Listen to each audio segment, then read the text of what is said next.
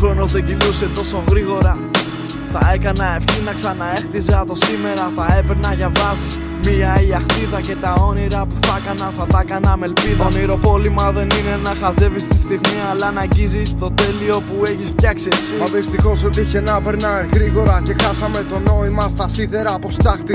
Μην ψάχνεις κάτι σε μόλυνη σκουριά, γνωστή οφθαλμαπάτη που ονόμασες αγάπη. Μετά από το φράχτη δώσε μπάσιμο και θα έρθει.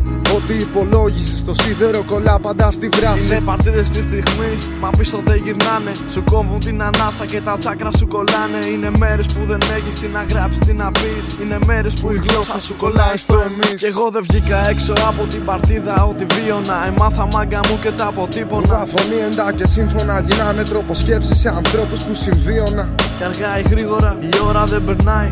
Το στυλό θα αρχίσει να ξεχνάει. Ό,τι γράφω το έχω πάντα εγώ μαζί μου. Είναι ένας τρόπος να εκφράζω εγώ σωστά την άποψή μου. Την άποψή μου. Άποψή μου αρέσει γενικά να μιλάω, μα ταυτόχρονα να μην λέω πολλά. Είμαι μαζί σου. Άποψή μου αρέσει ειδικά να δίνω τόσες λύσεις όσο ερωτηματικά. Άντε γαμίσου. Άποψή μου αρέσει γενικά να μιλάω, μα ταυτόχρονα να μην λέω πολλά. Είμαι μαζί σου. Άποψή μου αρέσει ειδικά να δίνω τόσες λύσεις όσο ερωτηματικά. Άντε γαμίσου.